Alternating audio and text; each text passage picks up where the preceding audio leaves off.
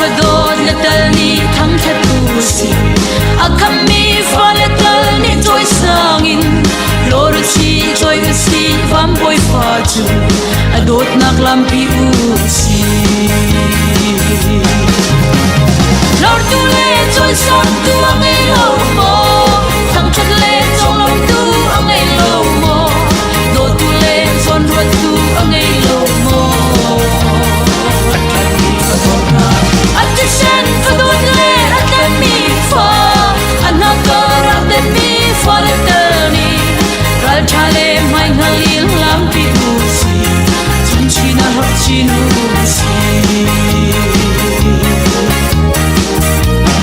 alianan atung nung zisu dot na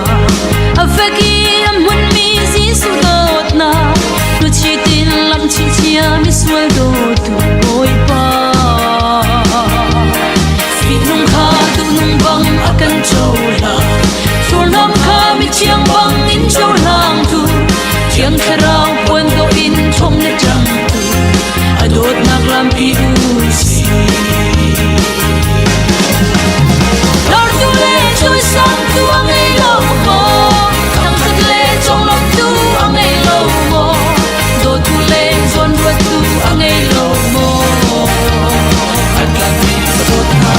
assistant fadot le akan mi fa anakara dan mi fa le tani ral chale mai ngalil lam pi usi chinchina hot chinusi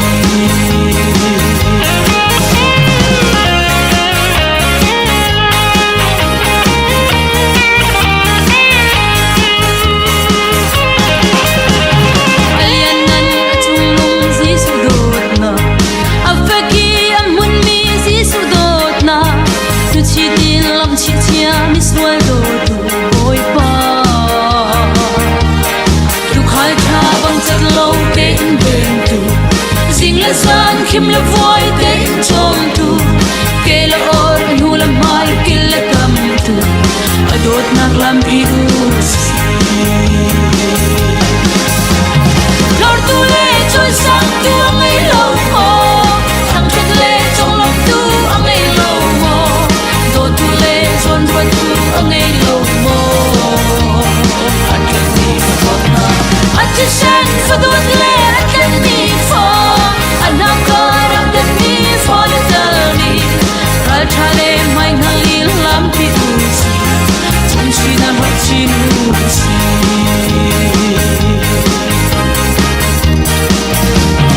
alianan atung nung zisu dot na avaki amun mi zisu dot na lu chitin lam chi chia mi swal dot tu boy pa sana dam na pe tu boy mit ko mu ko nak le na thai ko na ke kal ko nak le chuan ko nak tho shua sma kan pe tu as